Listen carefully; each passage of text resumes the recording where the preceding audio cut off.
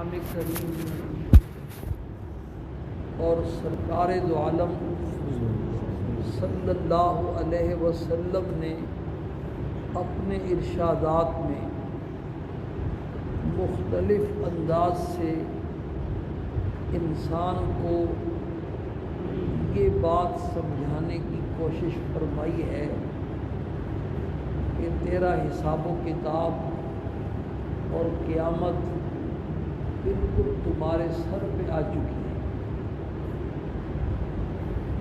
اور تم ہوش میں آؤ.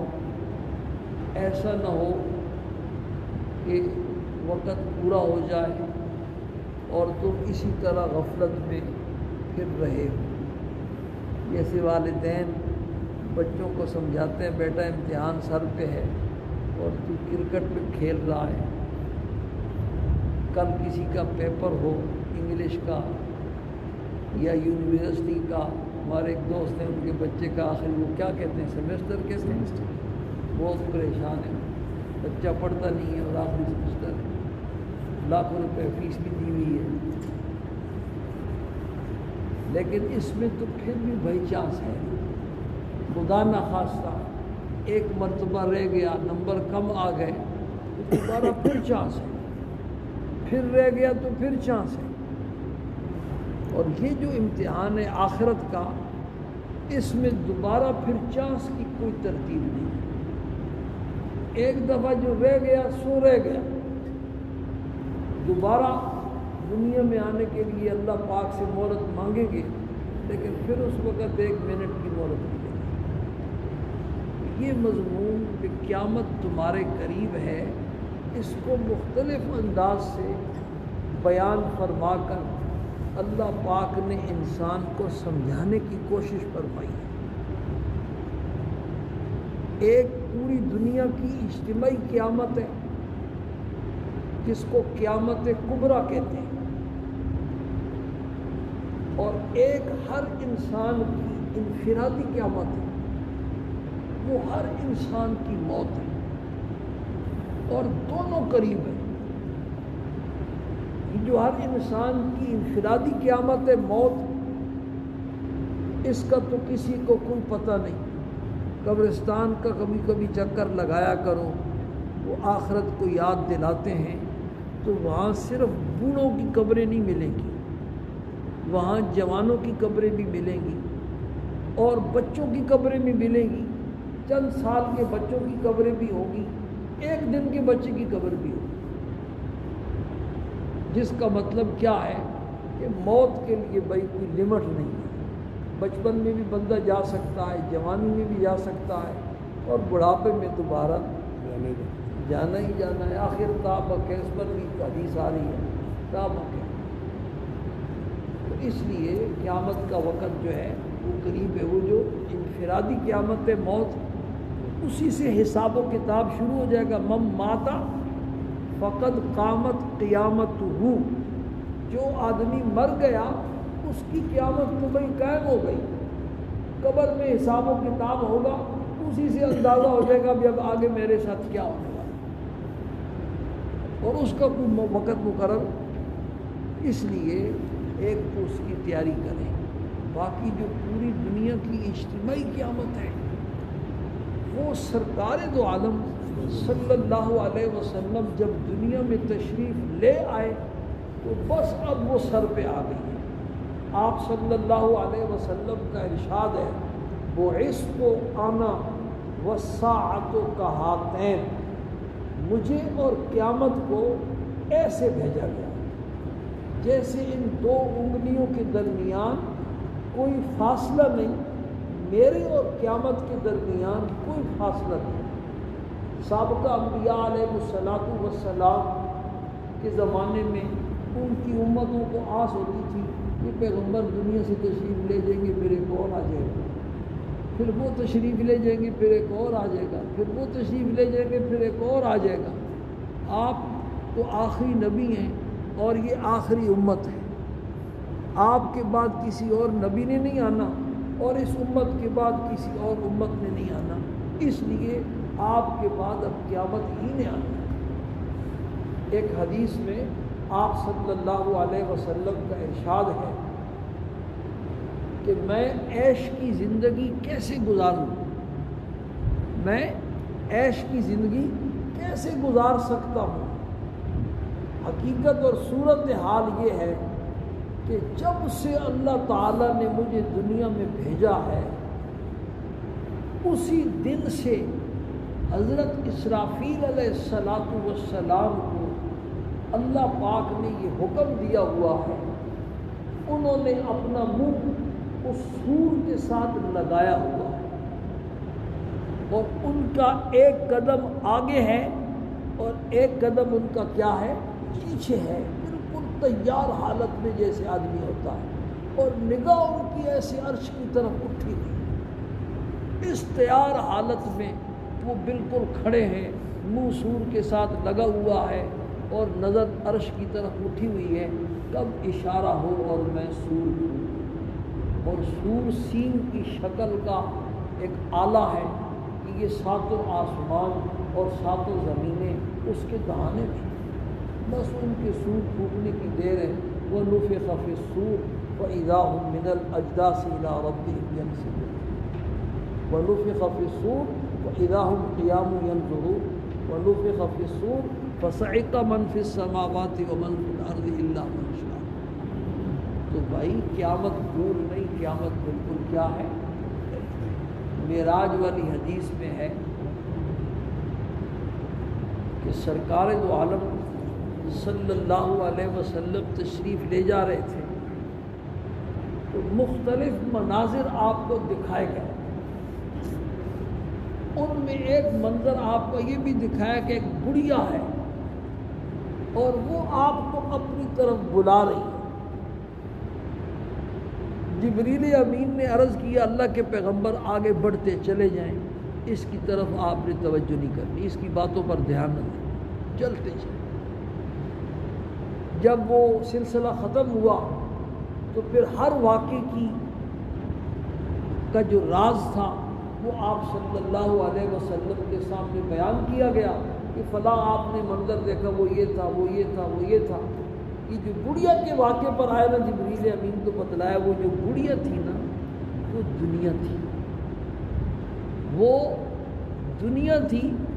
اگر آپ اس کی بات کی طرف متوجہ ہو جاتے تو پھر آپ کی امت دنیا میں مبتلا ہو جاتی۔ یہ تو اللہ کا شکر ہے کہ آپ کیا ہوئے، متوجہ نہیں ہوئے، اور ہمارا حال یہ ہے، اگر متوجہ ہو جاتے تو پھر کیا ہوتا۔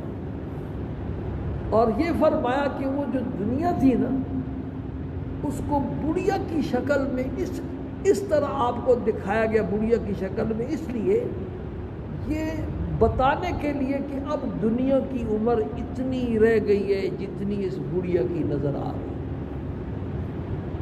تو بندہ جب بوڑھا ہو جائے تو بوڑھے آدمی کی کتنی عمر رہ جاتی ہے،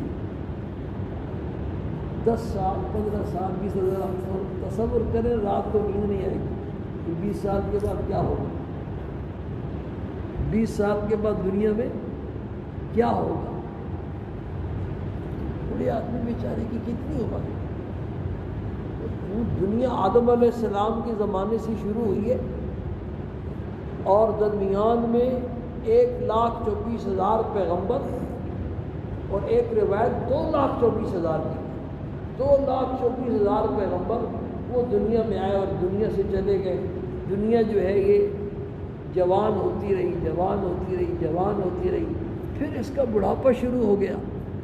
پھر عیسیٰ علیہ السلام تشریف لائے اور ان کو اللہ نے آسمانوں پر اٹھا لیا اور ان کو آسمانوں پر گئے ہوئے جب 600 سال کا فاصلہ یا 550 کا اس سے ملتا جلتا فاصلہ، دونوں روایتیں ہیں، 5 اور 6 کے درمیان یہ فاصلہ گزرا تو پھر سرکار دو عالم صلی اللہ علیہ وسلم تشریف لے آئے۔ تو یہ بڑھیا اتنی عمر گزار چکی ہے دنیا، اب تھوڑی بہت ہی اس کی عمر رہ گئی ہے، تو یہ آپ کو بڑھاپے کی حالت میں اس کی دکھائی۔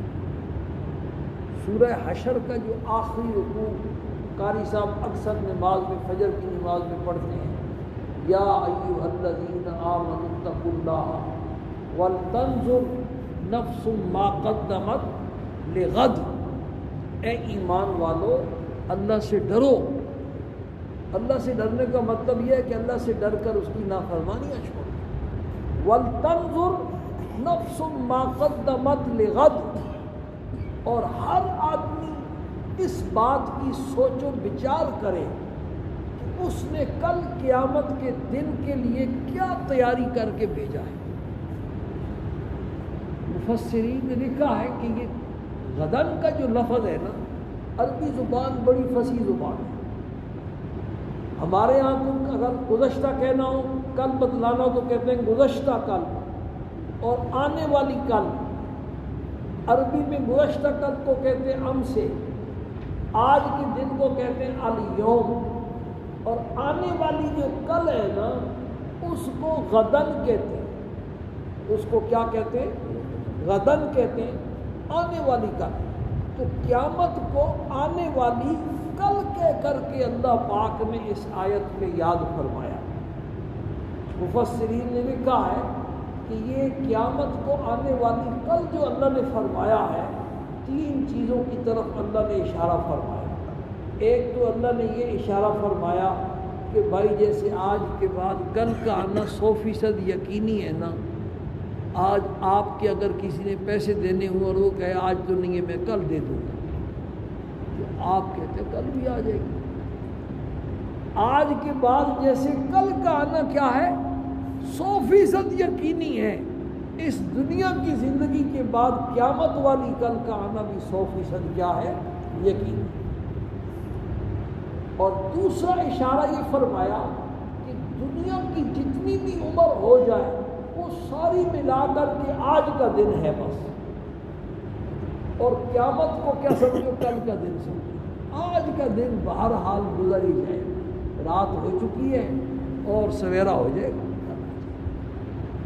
اور تیسرا جو ہے نا یہ اشارہ فرمایا قرب کی طرف، آج کے بعد آنے والی جو کل ہے اس کو کوئی عقل مند دور نہیں سمجھتا۔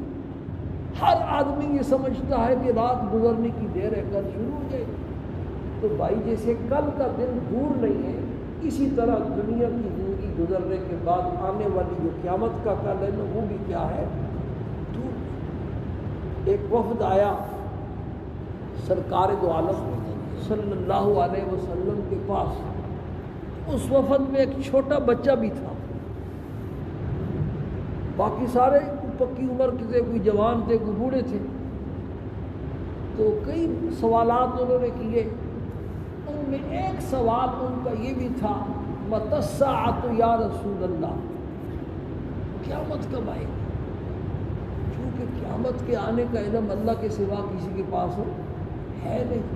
تو آپ اس طرح کے سوال کو ناپسند سمجھتے تھے، جس سوال کا کوئی مطلب نہ ہو۔